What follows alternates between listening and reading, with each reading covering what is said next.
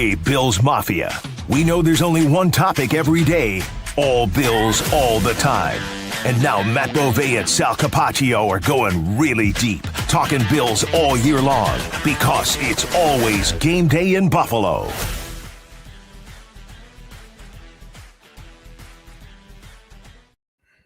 Well, there it is. We've seen it.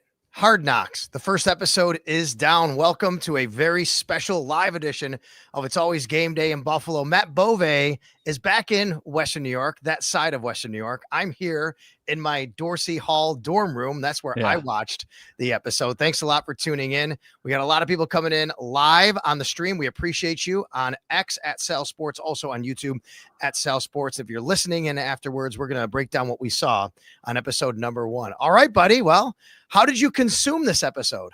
I just watched it in my living room with my wife on a big TV. You're in the dorm room, so the TV you watched it on had to be kind of small, right? Like I watched it on the same computer I'm watching you on right now, basically. Okay, so you watched it on your laptop. I wanted to get the full big screen experience. I did not have popcorn. I did not have any snacks. I knew that we were going to be coming right on the stream once it ended. So I watched it. I did a load of laundry, and then I walked over here and sat down, and now we're talking about it. I have a lot of thoughts. Some good, some not so good. I mean, I shouldn't say not so good. Just I have a lot of thoughts. I have a lot of takeaways. Okay, well, I took some notes here, so I don't want to run through these, and maybe you can kind of touch on them in your way. All right, here we go. So first of all, I don't think it's any surprise. Josh Allen is the star of the show, and we kind of debated and we've talked about for a while, like who would be the people that they would focus on. Josh Allen is the person they focus on the most, and rightfully so. I'm also going to say, though, I think that one of the stars of this show, which I'm blown away by, became Terry Pegula. Wow. Okay. That's a take. Yeah, Terry Pegula. I think the portrayal of Terry Pegula definitely puts him in a good light, and there's a lot of questions about Terry Pegula and his involvement and what he's like and what is he like behind the scenes, especially the stuff in the stadium. I thought was good. I thought that was really interesting. I enjoyed that part of the episode a lot. And then, there's the little snips of him talking to Sean McDermott and asking questions. And I feel like people will enjoy seeing that. But Terry Pegula is such a polarizing figure. So, I mean, one of the comments I literally just saw on the side here is get Terry off the screen. So I think some people are like, hey, I like Terry Pegula more than I did an hour ago. Some people are like, yeah, no, I don't want him anywhere near my football team. But I would say. Would you have thought that Terry Pegula would have so much airtime and voice time? No, but it's not a sit-down interview, so I understand it more. There's just cameras kind of around. So when they were in the stadium, it's not like they cut away and were asking him questions. These were just candid moments of him talking. So that's why I guess I'm not as surprised by it. It felt like it was probably something he was a bit more comfortable with. And I thought that he came off very well. And I think that a lot of people watching may come away going, oh, well, I don't really hear Terry talk very much anymore. He doesn't speak to the media. So I thought that was a good, impression from Terry Pegula in that episode. Josh Allen, of course, a star. And the other star to me of the 3 stars, well, I guess Dion would be one. I think Tre'Davious White is going to be a big focus of this series. And even though Dion was a heavy focus as well, I think Tre'Davious White, they really are going to focus on him, and he was a big-time star in this one. Unbelievable. I think that every Bills fan already loves Tre'Davious White, and after watching this episode, they will love him even more. He is so wholesome. He works so hard. He is just such a genuine person, and he's the kind of guy that you root for, right? You're rooting for your favorite team. If you are listening to this podcast, watching this podcast, chances are you're probably a Bills fan, and you want to see them do well. Well, players like Tre'Davious White are a big reason why they've had the success that they've been able to have, not just because of the type of player he is, but also the type of person he is. I mean, how awesome was the stuff in the Pittsford Dairy, getting the Sundays and bringing them out to people. In the Hill, I have covered every training camp Tre'Davious White has been a part of. I never knew about him running on the Hill. I think that was the only thing in the episode that I learned today. Now, we're admittedly pretty close to this, because we're just there every day. I had no idea that after practice ended, he went and found some random hill and ran on it. I'm so impressed by everything I saw from Trey White. Yeah, for sure. We got a lot of comments in there. Here's another one. T. White. Sharon says T. White. Everybody's just talking about Trey. Somebody said they want to go to the Pittsford Dairy to get one of the Trey Day Sundays. Yeah. Right? I mean, why not? They looked absolutely awesome. All right. I kind of wrote down in order the players that they showed on the screen in some sort of, talking capacity. Went from Josh Allen to Dion Dawkins. I think that obviously fits. And we saw a lot of Dion's children. We even saw Dion in a car doing the, what do you call it here? Drifting. I have to be honest. I really didn't know what drifting was. I know what it is now when I watch it. I didn't know that was the term of drifting. And he had his kids with him. And I'm sure that's going to get some traction on social media. I'm sure it's going to get traction from people who are going to say, oh, maybe, they didn't like something like that. But Dion Dawkins is a great father and a great human being. And he was that I thought was an interesting scene to see him sharing that with his kids. Yeah. If I was drifting, I would not have my child in the car, but I am not passing any judgment. Parent however you want to parent, do whatever you want to do. Dion Dawkins is literally paid millions and millions of dollars to protect people, so I would imagine he's pretty good at protecting his family. It's a great way to put it. Yeah, like that's a really interesting. We knew he did it. I don't think we knew to the level of what he did or the fact that they cut to this garage that it looks like he has all of this space in this parking lot. Like when you make as much money as these guys do, you can have that. You can just have a property to be able to go and do that on. So I thought that was cool. And I liked how they kind of set it up. And I that's what I want to see. I want to see a lot more of the behind the scenes stuff than the football stuff. Maybe that's just me. I'm sure some of the audience wants to see more of the football side of things. I want a balance of both, but those are the types of segments that I think I'm looking forward to over the course of the next couple of weeks. Yeah, it's interesting. I made the point today on WGR with Bulldog, because we see the football stuff all the time. We want to see more of the stuff we don't see, right? As people who cover the team, the behind the scenes stuff. Sure. But I think there's a lot of people who don't see training camp and want to see their football team on the field. And I think they're, depending on what your perspective is of knowing the team, watching the team, covering the team, is how you can kind of consume this and say, I want more of this or less than this. Yes, you're right, Dom Tibbetts, who works over at Channel 7 with you. The best part of the show, he says, might have been the airtime that some of your colleagues got from Channel 7, Matthew. No kidding. Dom popped up quickly. Michael Schwartz popped up quickly. Did. Shout out Mookie. Mookie was in it pretty nicely. Hawkins, our guy. With his interview. Dan Fates walking out with Josh. Yeah, Dan Fates, and the bicep looks good because he had the nice pose following with the camera, and the bicep looks good, like it was popping out of the shirt. So I was paying attention. The first soundbite in the entire episode was a Matt Bove question, but they excluded the Matt Bove question. They just put the answer to the Matt Bove question, which I thought was a little hateful, but whatever. I'm not going to complain. Yeah, it was cool. I was genuinely looking forward to this. So I'm glad that we're now having this conversation. But the point you made up about Josh, this episode was a lot more about Josh than I anticipated. I wonder if they're getting it out of the way. I wonder if the first episode it's about the superstar MVP quarterback, and now they cut to all of the more subplots. They go to more of the secondary pieces. And then at the end, they go back to Josh, because storytelling 101 with any type of story that you're doing, you always kind of want to tie the beginning and the ends together. So it feels like if they put a bow on this down the road, it'll probably be once again heavily focused on Josh Allen. But I think the middle is where we get the Ray Davises and the Joe Andreessens and the Alec Andersons and, some of those other players. They had several of those guys, Dwayne Carter, Connor McGovern. You said Joe, KJ Hamler, Ty Johnson, DeMar Hamlin. They were in their dorms. Okay, yeah. Jay asks me, because Jay thinks he's smart and cool. Sal, how are you going to make hard mocks about yourself? Well, I'll tell you how. To be honest with you, I will tell you, I was not on there, which is great. But no, your voice was. My voice was. So there you go, Jay. Making it about myself for you, buddy. Thanks for listening. Really appreciate you. You're helping us get over 3,500 live viewers. So there you go, Jay. Made it about myself. My voice was in it. My wife texted me right away. She said, "I think I heard you." So I think so.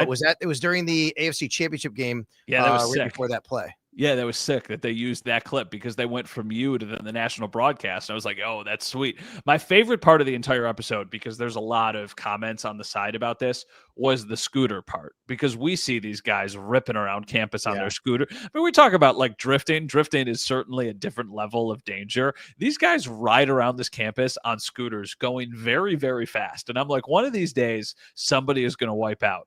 Do you know who Chamillionaire is, or Chamillionaire? Do you know who that is? I'm going to say no, and you're probably going to tell me that, oh my God. He is the artist who sings Riding Dirty, which is the song that was playing when they were riding around their scooters, which is like a really big song in the like late 2000s-ish. So that was chef's kiss storytelling, really, really good. Yeah, for sure. So a few other things that I wrote some notes down here about this.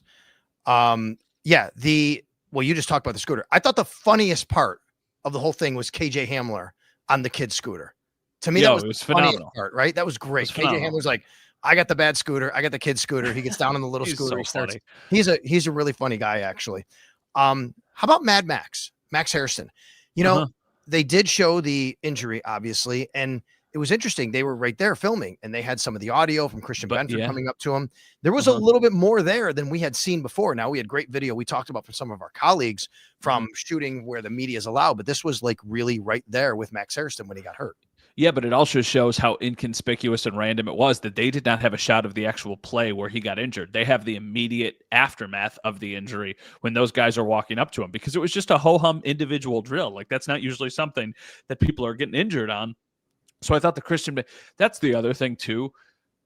There's the Max Harriston element of it, but then there's the Christian Benford immediately going over and asking if he could pray with him. And then that same day, we talked to Christian Benford after practice, and he kind of talked a little bit about that moment. So to see that moment after talking to Christian Benford about what the reaction was like, I thought was really, really interesting. And I also think it's one of those guys, like, I don't think fans know a ton about Christian Benford other than that he's a really good football player. So I think episodes like this and moments like that go a long way for even the fan base here, even the fan base, people who love the Bills. Like, I think Hard Knocks is a lot about introducing your team to the outside.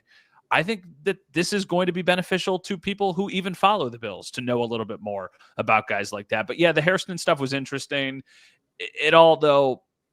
It was a smaller segment of the episode than I thought. I thought it would play a bigger piece of the episode, and it really ended up only being like a minute or two.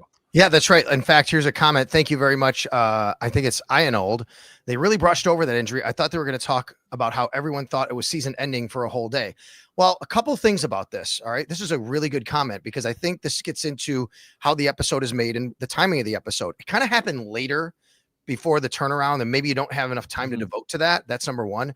The other thing is, let's remember the Bills have some editorial control here. They probably didn't want to get into all of that stuff.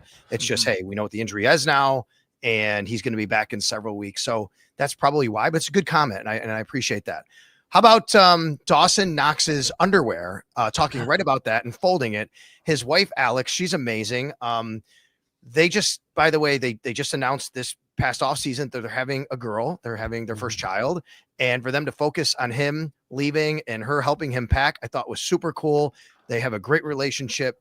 They're a wonderful couple, and that was really good. I think a good part of Hard Knocks. Yeah, because when they started, I was a bit surprised, and I guess I shouldn't have been, because the first bit was Josh. Then it cut to Dion Dawkins in his house getting ready, and Dawson Knox in his house getting ready. And I was a bit surprised, not because they chose Dion Dawkins and Dawson Knox. I just didn't know if that was going to be how they framed it. But then they really didn't go back to Dawson ever. Like, they went back to Dion. So I thought that, okay, good storytelling once again. They were going to be going back to Dawson again. They didn't, which then makes me think there's going to be a nice bit of Dawson Knox in this next little bit here, just because you don't set it up that way and then not be going back. They're not just at random people's houses. And we know, like, we've been watching them and who the players they followed are. So I think that's why I feel like they got the stuff they had to get out of the way. They had to get Josh Allen. They had to get the stadium. They had to get Mr. Brightside. Like, that was the stuff. Check. Now it feels like they can start to focus on the stuff that isn't so surface level. That was one of my big takeaways that I had. This episode was incredibly surface level. There was really not a ton in this episode where I was like, wow, that was really interesting, or I never knew that that's how that worked. Maybe we get to that point. That doesn't mean it was bad. It just means it was a little bit different than what I was anticipating, and I still absolutely understand why people would love it. I'm going to get through a couple of comments here, and I appreciate that. I'll put them on the screen, and we'll talk about them. I got a couple other things I want to get to as well, independent of that. I'll give you a comment from Yana Capaccio, my wife, interestingly enough. she texted, and we've watched all these Hard Knocks, and she said, she was a little surprised there weren't more spouse interviews. There were just there was the one with Alex. We've seen a lot of that in Hard Knocks episodes. I wonder if we'll get more of that. Now, one of the reasons might be the Bills are away at Fisher, and a lot of times you get these and guys are home with their families. That's not the case here. Speaking of Fisher, by the way, this is a great comment. Doug says St. John Fisher was a star. Looked like such an idyllic setting. Absolutely. I think it looked amazing. Yeah, for Rochester as a whole and Western New York as a whole, because this is the benefit of having one of their lead producers with Western New York ties and being a Bills fan, that he wants to paint the organization in his hometown in a nice light. St. John Fisher looked amazing. The beauty shots they used of Rochester were stunning. The beauty shots they used of Buffalo were phenomenal, right? Yep. Like, we live here. We love it here. A lot of people love it here, but not every angle of the city is a beautiful angle, right? Like, you could pick places that aren't so gorgeous, but they go to the water and they get the skyline and they get the perfect light in at golden hours. So they did a good job with that. I was impressed. Next one is, there's a good question. We'll get to the end of it in a little while, but will episode 2 include the preseason game? Yes, I'll say that because they included the Friday night, blue and red, the scrimmage. And then, so the timing of next week on Tuesday should include the preseason. I'll actually say also because last year they did have the Bears-Bills game on when the Bears were the subject of Hard Knocks. Okay. Yeah, the Bears trounced the Bills in that game. Yes, I remember watching Hard Knocks and wondering, am I going to learn anything about the Bills? And I really didn't. And I would imagine that in this next episode, we get a little bit of like Josh Allen and Brian Dable, and maybe a little bit of Brandon Beane and Joe Shane, and probably Josh talking to Jackson Dart before the game with Brian Dable standing there. But yeah, other than that, like, I don't think we'll learn too much about the Giants side of things. All right. By the way, we are here live streaming. It's always game day in Buffalo. And if you are not watching live, you can still, well, I guess you would know this if this is the case, but you can always obviously watch it, a replay of this, or listen to us all the time, wherever you pod. You can watch us on YouTube at Sal Sports. You can also, of course, watch right now live on the on X at Sal Sports. So make sure you do that. I'm trying to figure this. There we go. I want to put this up here. Austin was surprised we got Palmer in the first episode, thought he was going to be near the end. I think he means Joshua Palmer, and I agree. One of the things that stood out to me was the highlighting of Joshua Palmer and Josh Allen trying to get on the same page. Yeah, for sure. So I was a bit surprised by that, and I was also a little bit thrown off that Joey Bosa wasn't really mentioned more in the first episode, because I think you could make the argument that the two biggest additions this team had, at least in free agency, were definitely Joey Bosa, but then Josh Palmer after that. So that's why I was like, yeah, I thought I would see a little bit more about Joey Bosa, but I did like what we saw from just them trying to get on the same page. They're going to need Josh Palmer. Like, they're just going to need him. Yep. So I do think it also felt just a little bit like a way to show Josh on the field working, and they conveniently had also talked to Josh Palmer. So that's who they inserted there, because they also had the video of the two of them working together. We are over 5,200, over now 5,300 live That's viewers crazy. Right now who are hitting right now. It's crazy. And this comment from Douglas is a really good one. Douglas Draper. He just posted, glad Cook wasn't a focal point of the first episode. I think he might be not the entire second episode, but a huge chunk of the second episode, because this didn't develop until a couple days ago. And I would imagine by that point, most of this episode was already kind of formulated and edited and put together. So him deciding the other day on Sunday to not practice, and then the same thing on Monday, to me means, okay, the James Cook stuff is coming, and it's going to be a big focal point. That then goes to the control, though. How much control editorially do the Bills have? Because if they have a ton of editorial control, maybe the James Cook stuff is just really, really baseline, and it's not as detailed or in-depth as we want it to be. They do, from my understanding. So we'll see how much, gets out there about that. The first comment I got that I thought I'd get a few more, but here we go. Those dorm rooms are looking like the Erie County Holding Center. I'm in my dorm here in Dorsey Hall. Matt is my floor mate. Matt has a dorm room on the floor. Most of us media, but I'll just kind of take the camera here for those of you on the video side. Yes, there you go. There's my two beds I put together. And there's the mini fridge over there. And are those Christmas trees? Are those evergreens on the sheets? Is that what those are? I think so. I don't.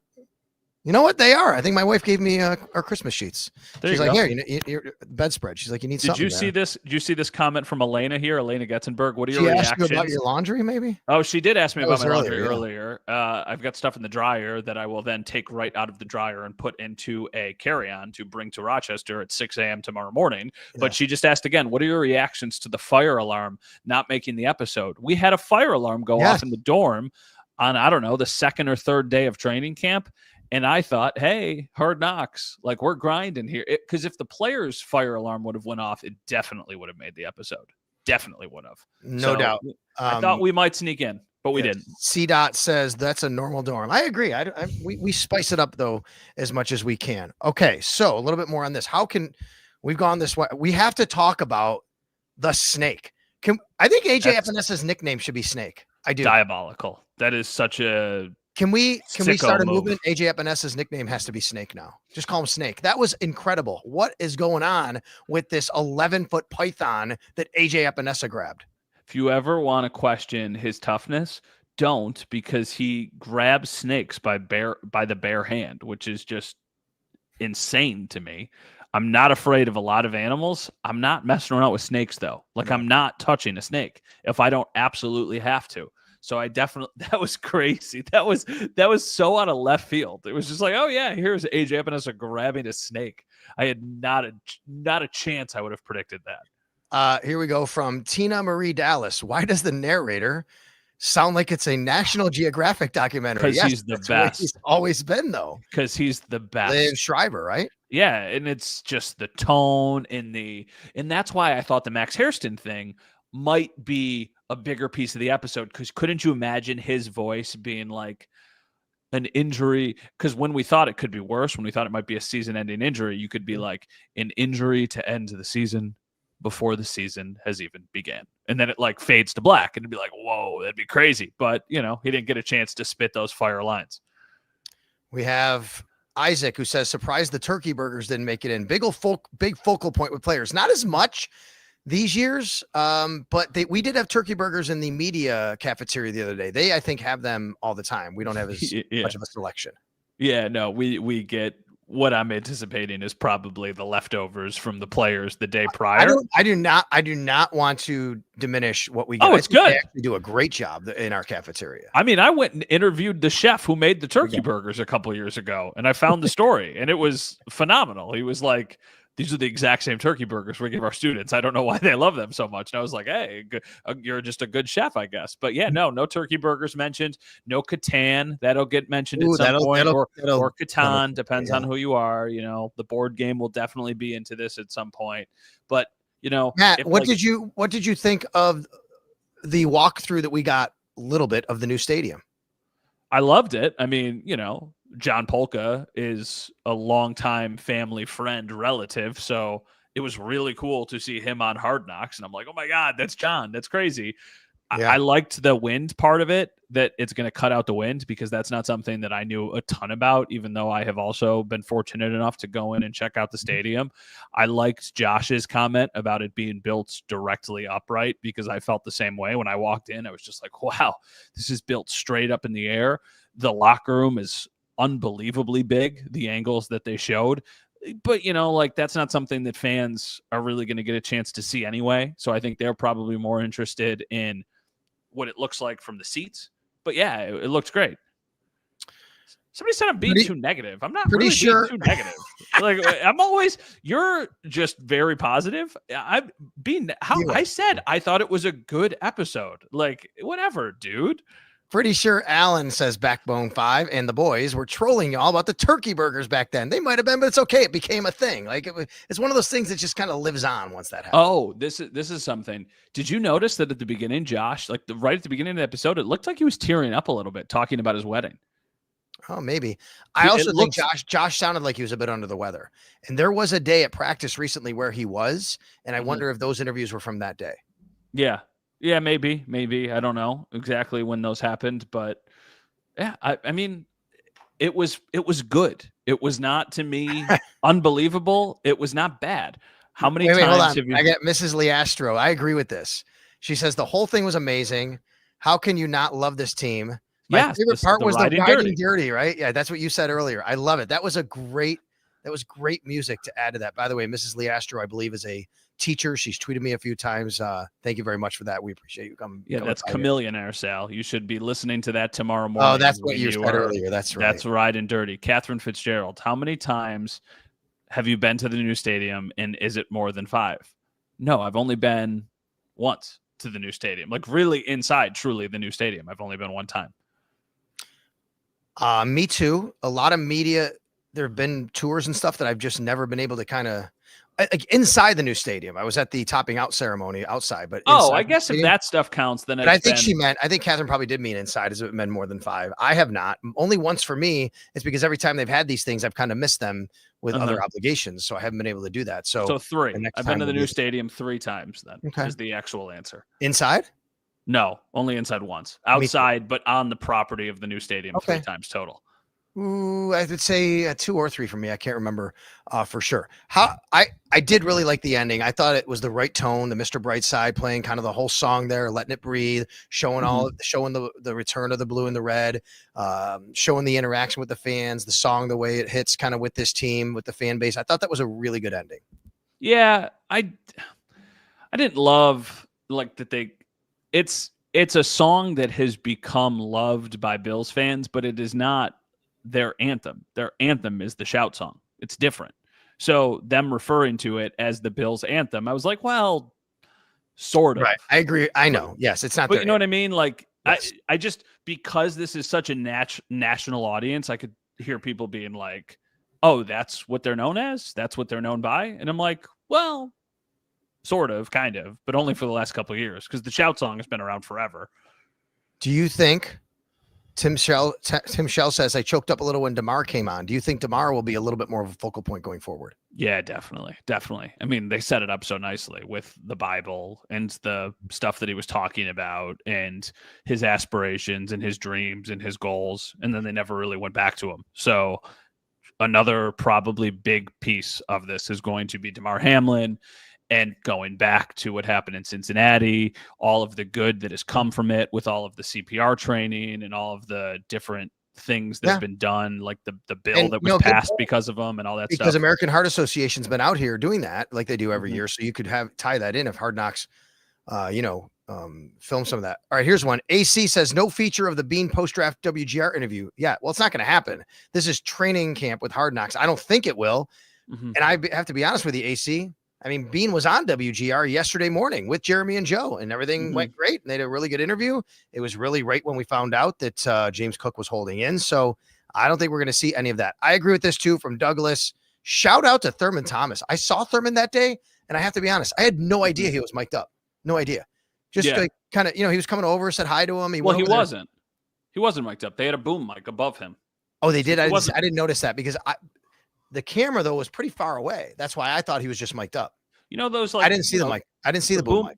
Yeah, I think the boom mic was just hanging over the huddle. And that's why I was picking it up. Like, I don't think he was mic'd up on the side, like when he was on the sidelines and stuff. I don't know. I think I'm going to ask Thurman. I thought he was mic'd up maybe because the way it looked from me. But hey, those are the things we have to find out. I didn't see the boom mic. I thought maybe when he was sitting there talking with one of the Bills staff members, to me, it looked like maybe he was just mic'd up, but you never know. I did not know that. Let me answer this question from Bob talking about me being lukewarm. It's not really a question, but I'm going to elaborate on what I'm talking about with it being a little bit more surface level than I was anticipating. Go ahead. I got you. This go ahead. Never watched Hard Knocks before, so I don't have a barometer, but this was absolutely incredible. I'm going to rewatch it now instead of listening to Matt be so lukewarm about the whole thing. Okay. Here is my point. It was the first episode. It was to set up more. If the Bills, though, have editorial control, there's probably not going to be cameras in the corner of the meeting rooms where they are cutting players or where they're doing incredibly in-depth behind-the-scenes stuff, which is what Hard Knocks is known for. That did not happen in this episode. This episode was let's play popular music songs and show you how awesome the Buffalo Bills are. There's nothing wrong with that. I'm just saying I want to see more of the behind-the-scenes stuff that Hard Knocks is known for. Rex Ryan screaming in front of his team, let's go eat a bleeping snack before they go and practice. Or the guys who are breaking down. Or like the clip of Vontae Davis when he's getting traded. And like stuff like that. Like, who is the guy that they got from the the Browns, the Bills got him, the wide receiver who never really worked out. Why am I blanking on his name? He was a high draft pick, and then he didn't work out. And then they showed him just getting torched by the coaching staff in Cleveland. And then he got traded to the Bills for like a 4th-round pick. Corey Coleman. Like, that was crazy. Like, the coaches being like, Corey, you're not good enough. So I don't think we're going to get to that point. But that's just my point. Like, surface level is not an insult. It's just different than I thought it was going to be. Yeah, I think, look, if you've watched all of these Hard Knocks, and I think I have, I agree with you. If you're a Bills fan and you're kind of dialed in to watch this and you've never really seen it, I think it's way more than that for you, because this is access you never get, even embedded. Like, it just goes a little bit beyond maybe a lot of that. The on the field stuff that you're getting embedded is more about behind the scenes. We haven't had as much of that, and maybe we're going to get more of that, especially with some of their home lives. But again, it's tougher to do the home lives when you're living out in St. John Fisher and Rochester, where I am, by the way, here in Dorsey Hall. It's always game day in Buffalo. Thanks for coming aboard. This is another good comment by that, because it says Joe Shane ruins the behind the scenes clips forever with the Saquon clip. Now every team is scared. So that's valid, because the Bills, I think, would be very, very content with this being a relatively speaking boring season of Hard Knocks. That's right. They want that. But there was nothing today that is going to become a national headline tomorrow. And the Bills are going to be thrilled about that. But sometimes that's not the case. Like, I think we all watched Hard Knocks, like the people who cover the team, also to kind of monitor what was being said, to make sure there wasn't something we were missing or a huge storyline that was going to pop up. One episode in, that has not happened. Nobody needed to immediately write a story on their website about some crazy Hard Knocks thing that happened. Who spiked the ball in the end zone that Babbage didn't like? That was not what happened. It was Steven, it was the wide receiver. Gosnell. Steven Gosnell, I believe, is who it was. It wasn't Babbage. It was Joe Brady, and he didn't not like it. He was joking. Mm-hmm. It was a joke. Like, I don't like that spike. He didn't say he didn't like the spike. Like, I don't like him doing it. He meant the spike was a bad spike. That's what I think he meant. Do you agree, Matt? Yeah, I don't think he was like, not. Yeah. So let's just put that in context. It was Joe Brady saying like, "Oh my God, what a terrible spike." And I don't think he said it because he didn't like the spike. Were you I'm not gonna say surprised to hear like there was swearing involved, but Babbage, Brady, right? Ray Davis, the F-bombs, right? Like, did anything surprise you out of anybody that came from, or who it came from the most? I'm surprised at how clean it was. I thought it could have been more vulgar, admittedly. But it's HBO. You can get away with anything you want on HBO. It's football. Like, those are football practices. We hear crazy stuff out there. That's totally normal. I thought that they showed a good amount of color with their language without going overboard. Anything? All right, let's if you have anything else on this episode, we can also just kind of set up the rest of the week here. I mean, somebody commented boring Bills greater than bickering Bills, which is absolutely right. Like, that's for sure true, right? Like, that's unequivocally true. And the I would imagine Bills still made the Super Bowl. I mean, yes, you can bicker and still be really good. Exactly. And that was the whole thing, that they were able to bicker and they were still I do have one more. This goes to here. Josh's wife shows True Grit. Yes, Hailee made an appearance, right? We were kind of wondering would she be in any capacity. It wasn't from necessarily Hard Knocks. It was them using a clip of her from another interview. Yeah, but I bet we see her at some point. Right? I don't know. I mean, maybe she's not. I don't know. Maybe is she out filming movies somewhere? I saw somebody post that she was spotted at a gas station in Rochester. Okay. That could be like a free agent showing up at Duff's, right. where it didn't really happen. How many times do I get someone telling me that some person was at Duff's with a Bills employee or something? Yeah, but it just didn't seem far-fetched. It was like, oh my God, I just saw Hailee Steinfeld at a Pittsford gas station. That's so cool. It wasn't somebody, because whenever you hear those fake rumors about somebody being around, it's usually tied to, oh my God, this player is getting traded to the Bills or the Sabres or whatever it is. Like, this person is signing in Buffalo. So yeah, you got me, by the way. I did not realize, but I thought for a minute she was in True Grit. I didn't want to say it, but thank you. So she's in True Grit. When the comment came in, I'm like, this has got to be because she's in the movie, but I don't want to say she's in the movie and get it wrong. So thank you. Okay. Yeah. I really don't. I haven't seen Sinners. I haven't seen Pitch Perfect 2. I haven't seen like anything that she's been in. I know she's a superstar. I just only know, I mean, I would have known who she was, but I know her because of the relationship with Josh Allen. Do you need me to go check on your room when we're done, when I'm done here? Like, make sure everything's good. Like, you all right? Like, I'm just hoping that it's still really cool because I left the air conditioning on. Ooh, I'm sure it is. Yeah, well, that's what I hope. So I'm hoping that for my final night in the dorm room, it's not too bad. I kind of had to turn it off though because of the noise it was making, and I didn't want it to bleed into the mic here and what I'm doing. It's like right next to me here on this air conditioning. Okay, so the Bills are back on the practice field tomorrow. Yep. We are going to hear from. Tomorrow would be Joe Brady, I believe, right? Joe Brady tomorrow. Gonna check. Sounds right. Sure. That would be at 9:15 a.m. and then on the field at 9:45. By the way, Sean McDermott will join Jeremy and Joe tomorrow at 9 a.m. So Sean McDermott at 9 a.m. We'll hear from Joe Brady over in the tent at 9:15 a.m. And Matt, only 2 practices left before they leave St. John Fisher. Yeah, I mean, we're getting to the end, but I also want to remind everybody when we leave St. John Fisher, training camp does not end. Training camp continues. It's just that portion of training camp ends in Rochester. They continue training camp for the next several weeks in Orchard Park. Those practices are just not open to the public and fans can't come to those. So it's just a different variation of training camp. So we're still going to be talking about training camp, and Hard Knocks isn't going anywhere. There's still going to be more episodes coming out. They're just going to look a little bit different. And over the years, it feels like the amount of time they've spent in Rochester has shrunk a little bit. Now it's 2 weeks, 2.5 weeks that they're ultimately out there. Still really love the concept. I love that they go away. I do think that it helps the team on and off the field. But I also know, what's realistic now. These are adults who have families and lives and other things to tend to back in Buffalo. So this is their way of, having their cake and eating it too. The Bills organization, I'm saying. I was asked here, what time am I on tomorrow? I'll be on with Jeremy and Joe at 7:30 a.m. So yeah, a little late night here, but that's okay. That's why I came up to Rochester tonight. I knew I'd be on a little bit earlier tomorrow. So you'll make the trek up tomorrow, right? You'll be here for practice tomorrow, I assume. Yeah, 7 a.m. If I leave at 7 a.m. from my house, I'll get there by 8:30 and have plenty of time to get a coffee and get situated for Joe Brady. And by the way, I know that the episode showed tonight over at North Park Theater, and several of our friends were there. I believe Jeremy and Joe went. I saw Ryan Talbot was there, but I don't know if anybody is in the chat and you could tell us how it was. Maybe you went to North Park Theater. Maybe you were there. Maybe you have a thought on what the crowd was like. I know they did. Maddie Glab was the moderator. They interviewed some of the people from Hard Knocks. I think Jim Kelly was there as well. So that happened over at North Park Theater. One of the things we'll be watching for tomorrow on the field is if the Bills get any players back from injury after a day off. You'd hope they get a few guys back, right? They still have several guys out. The injury list is lengthy. You can add Balin Spector now.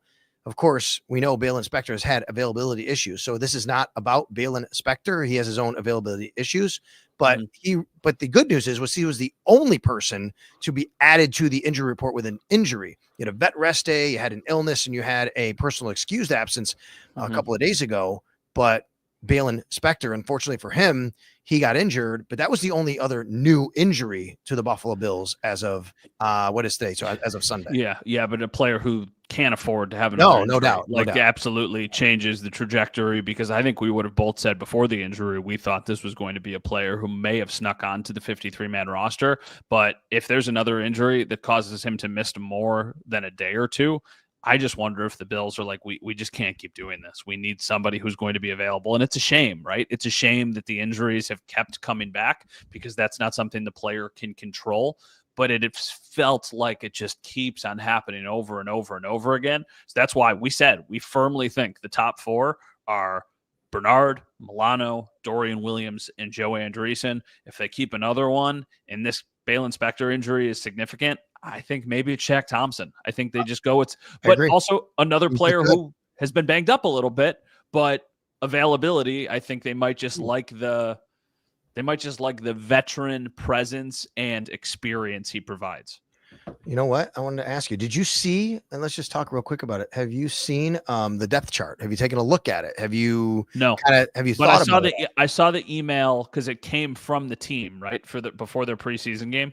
Like they sent out an email today. Yes, they did. I'm gonna try and grab it and put it on the screen. If you want to talk for a minute, I'll do that. Yeah, I mean, here, somebody asked, this is from Dawn, do the players always eat on campus or do they dine out in Rochester? So they mostly eat on campus, but they are able to go out and get dinner or, go out and about on town as long as they're not breaking curfew. So a lot of times if they have nights off, they'll go out to dinner, or if they have a day off, they'll go to Seabreeze or to the zoo or to a park or whatever they're doing. Somebody says the Trey Day Sunday looks legitimately good, and I'm not even a big sweets person. The Pittsford Dairy is serious. It's very, very good, and it's a cool spot, cool vibe. The ice cream's fantastic. We brought my wife and daughter to training camp last week, and that was one of the stops we had to make before we went back to Buffalo together. And coincidentally enough, my wife told me after practice that Trey White was unbelievable. She was like, I was there with the baby, and Trey White came over and was just talking to people, and we talked to him for a couple minutes, and I cannot explain to you how kind he was to our daughter. And I was like, heck yes. I love to hear that kind of stuff. That's awesome. I love hearing that too. And I think his relationship with Max Harriston and helping him is very genuine. He knows that he's a guy there to eventually take his spot, but he also knows that he's there to help the team win. And Tre'Davious White wants to win a Super Bowl. All right, here's the depth chart released by the Bills. I'm sorry if it's a little bit too thin. You maybe put your screen full mode there if you want. But one of the things that stands out here to me, if you look on the defense, Matt, I don't remember. Maybe they've done this. I have to look back. The Bills have 3 linebackers listed. They have 12 players, 3 linebackers and a nickel corner. So it's not like they just have 2 linebackers and a nickel corner. It's 3 linebackers and a nickel corner. Milano, Bernard, Dorian Williams, and then Thompson, Andreessen, and Spector behind them. And I think it's notable. I mean, it's not a surprise, but they have their starting safeties listed as Taylor Rapp and Cole Bishop. And that's not a surprise if you've been out at training camp. But DeMar Hamlin being their, I mean, is he their 4th safety right now? He might be. I think he could beat out Derek Forrest from what I've seen. I think it's a real good battle. Cam Lewis, to me, is firmly entrenched on this team. He's listed as a safety there. He could also be their primary backup nickel cornerback. Excuse me. They have Jordan Hancock listed there right now. But after listening to Bobby Babich talk to us this week, I think that, Cam Lewis is the guy that goes in any situation before Jordan Hancock. Yeah. The other thing, too, in the Larry Ogunjobi injury kind of clears this problem up for the time being. But what are they going to do at defensive tackle? Because I know that they'll keep however many defensive linemen. It doesn't necessarily have to be tackles and edge rushers or whatever. But I'm looking at Oliver's on the team. Daquan Jones is on the team. Larry Ogunjobi's suspended, but you would assume he's on the team. TJ Sanders is on the team. Deion Walker is on the team. Like, is there any chance Dwayne Carter is not on this roster after Larry Ogunjobi comes back? No, I don't think so. Is there a chance that AJ Epenessa is not on this roster after Michael Hoyt comes back? You know what's interesting is I think I would have said that 2 weeks ago, but I've been impressed with AJ's game at training camp. I mean, like, he's made plays, and that's awesome. The pronunciation guide. Is, that's what I was just. Aaron says is great. Reading. I love it. I love it. Before I get to that, how about Ray Davis being listed as the backup kicker? He is actually listed as the backup kicker. I think that is the PR department having a little bit of fun. And I don't think that we should read too much into that other than the fact that he was out there kicking. He went 2 for 3, by the way, with his attempts at the stadium for the blue and red scrimmage or whatever, the return of the blue and red, whatever they call it, the other night. So I was impressed by that. We talked to him after practice, and he said, like, hey, believe it or not, I can kick. He claims that he has made a 57-yard field goal. What? That's what he claimed. He said there's no video of it though, so he might be fibbing. Somebody said him and Travis Hunter, the two position stars in the NFL. What's your favorite part of the pronunciation guide? Is it that they tell you what it sounds like or rhymes with sometimes, like rhymes with rogue for Zion Logue? No, right? This is how you know. This is how you know that they're having fun. Look at Tyler Bass. Yes, I know, like the fish. Bass, like the fish, which is well, because BASS, like they're telling you, don't say base. Yeah, I guess. But I think that's what they're doing. They've done this has been like this for years. Hey, because if I say I'm a drummer, if I see BASS, I might say bass. I wouldn't say it for someone's last name. I promise you. But you see the word that actually is a way to pronounce it. Yeah, I just love that in parentheses they put like the fish, which is I very much appreciate. Matt, can I just what do we remember? Jay was in earlier and like, how can you make it about yourself? Here we go. I'm going to make it about myself now. Can I just pump my chest out a little bit and say, I think I've been right about Brandon Codrington all along, or no? I think you can pump your chest out and say that. Brandon Codrington is the punt returner on this team, right? Yeah. The only way he isn't is if they've had so many injuries, they say, look, we just got to go with a guy on a roster spot like Elijah Moore to get us through a few weeks. Okay, sorry, but I still think that would be tough because then you lose him to waivers. Yeah, I think Brandon Codrington is going to make this roster. I think he's going to be their primary punt returner. I think their primary kick returners are going to be – actually, I thought about you this morning because they posted Hard Knocks a little tease video, and it was Brandon Codrington and Ty Johnson dancing with the Hard Knocks music, and I was like, noted, back pocket. Remember, we've said that we think it's going to be some sort of combination of Codrington and Ty Johnson or Ray Davis. I think that is an indication that the two of them often have been together, and that's why I think they'll be the primary kick returners. So punts, Codrington, kicks, Codrington and Ty Johnson is what I am anticipating. So let's address this here. Sal, are you surprised Codrington being listed as he's starting KRPR? That's a full roster spot. No, that's the point. Like I've said, just so you know, like I've been saying for months, Brandon Codrington is the main punt returner and kick returner on this team. The difference is there will be two kick returners, but I don't see anybody beating him out for punt returner because they really like him there. And it doesn't matter that he doesn't play a lot on defense. They just want to have somebody they really like there. Yeah. Also, we should probably ask this or talk about this. We will hear from Sean on GR tomorrow. And then again, before training camp ends in Rochester, do we think Josh plays on Saturday? Do we think the starters play? Question. I don't know what to speculate here because he said, and we've done this long enough to know sometimes he tells us, sometimes he doesn't. Sometimes we I think Josh is going to play. It's the only game at home. Does that matter? It shouldn't, but I think that they have, because remember, the last couple of years, they have tried to get him into multiple preseason games. Last year, they didn't because it rained in Pittsburgh, and they didn't want him out on the wet fields. But they were going to play him in the first and the second preseason game, if memory serves me correct. Or maybe it was the second and the third, whatever it was. Why didn't they play him in the first? Last year? Yeah. Did they? No, you said they were going to. They were going to play him in the Pittsburgh game. I don't remember what other game he played. Oh, okay. I'm saying he was going to play in two total.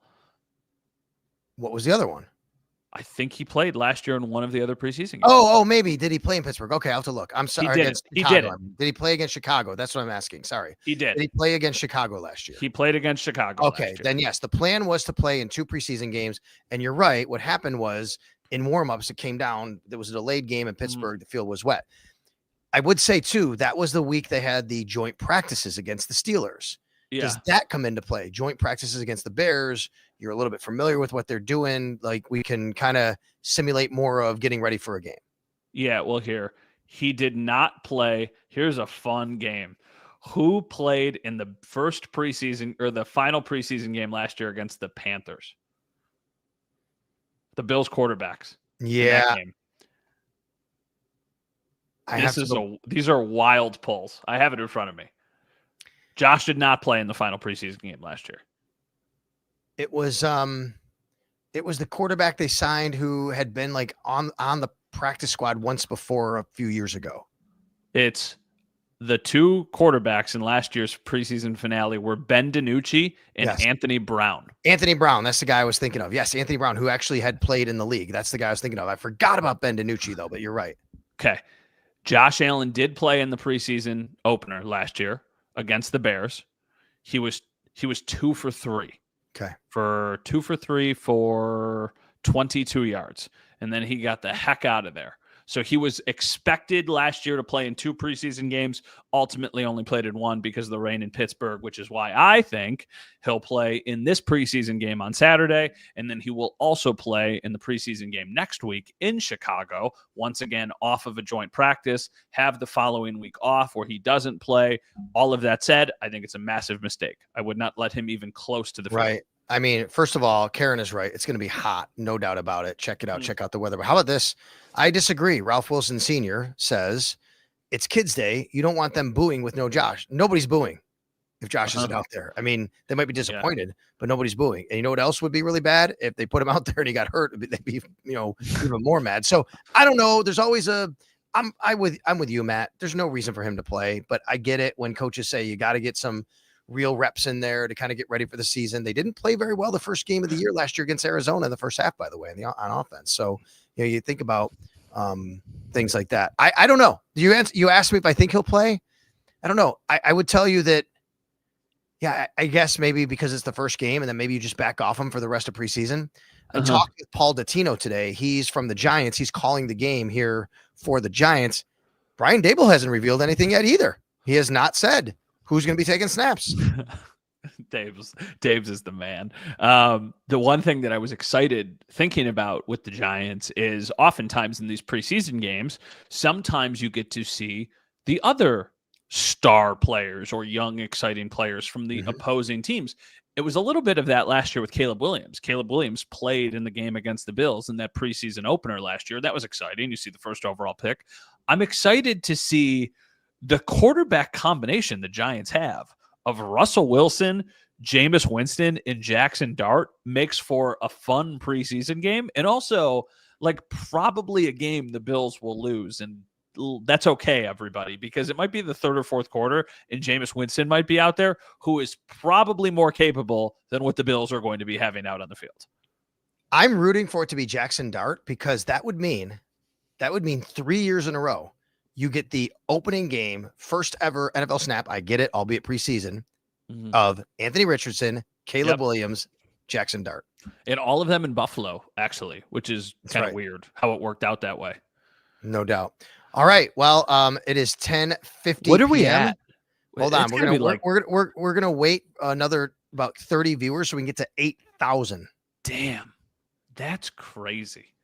Thank now, you. Now, granted, not 8,000 at once are watching, but 8,000 people came by the stream, and we appreciate. No, I thought that means 8,000 people are currently watching. I don't think so. I'd like to think so. I'd like to think so, but maybe it does mean that. I have to go and look. Someone told me it just means that that's how many people went to it, and that it just keeps counting. Because it never really goes down, even when you start. Well, we're that engaging, apparently. People are loving listening to this so much. 8,000 plus right now. We are over there. Like and subscribe. Let's tell everybody where they can like and subscribe us, and also a couple other things we got going on. Oh, before I leave, did you hear the commercials, Matt? Did you hear you need to come next year in May. We've been promoting it on WGR. Taking a cruise. Speaking of Thurman, taking a cruise out of Miami, May 10 through 17. Going to St. Martin, Porto Volto, and a bunch of other stops. I'm going to be like doing the cruise director thing and MC and all these events. Thurman Thomas, Steve Tasker, Fred Jackson, Scott Norwood, Butch Roll, Del Rita 26 shirts. We're celebrating Thurman's 60th birthday on the ship. It's going to be amazing.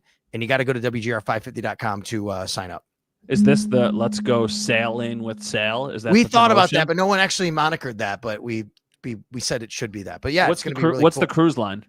It's the Celebrity. It's Celebrity. It's the Beyond, which is an amazingly immaculate ship. It's awesome. Wow, that's very cool. So if you want to sign up, all right, Dawn, here you go. You want to go, Dawn? All you got to do is go to WGR550.com. I'm telling you, spots are going fast. It's going to be really. Somebody just said really the Celebrity Beyond is a great ship. I went on my first cruise last year and loved it. Do I get like a coupon code if I want to come on this cruise? Come see me afterward. But no, it's going to be an amazing time. It really is. We're going to have a great time. So go to WGR550.com. We're going to do that. All right. Tell everybody where they can find you and what's going on. Yeah. Thank you very much. So we're getting ready for the final couple days of training camp here in Rochester. We've got the preseason game on Saturday. So we're excited for that. You can watch us on Channel 7, WKBW. Get all of our content, WKBW.com. Quick plug, leading the charge, our Monday show is back. We have been doing our 52 Years of Fandemonium series, and that was super well received. So we very much appreciate all of the feedback we got on that. That has ended. That said, we have our show once again starting every Monday night from now all the way through the end of football season. We're going to be live every single Monday night. It'll be myself, Joe Biscaglia, Howard Simon, and then we've got a few other tricks up our sleeve that we're going to announce later. So we're really excited about the season. Tricks up the Matt Bove sleeve. I cannot wait. Also, I want everybody to know I saw Matt's lovely wife and daughter out here at training camp, and they were amazing and awesome, and she is so beautiful. It's amazing. Thank you. Thank you very much. She is the best, and it was super cool getting her out there. I remember you get extra sentimental and emotional, I think, when you have a child. And I remember the first training camp after we had her, walking around the parking lot and seeing all of the games and the kids and being like, I can't wait to one day have her come and do this. And then a couple of years later for her to do that. And, you know, shout out Emily with the Bills. They gave her a pass and they had like those little Powerball protein things. And she was just going ham on those and watching football and waving to people. And I was like, man, what a life this kid has. Just sitting there eating snacks and waving, holding court. It's awesome, but they were great to see. And oh, by the way, of course, go to Sal Sports.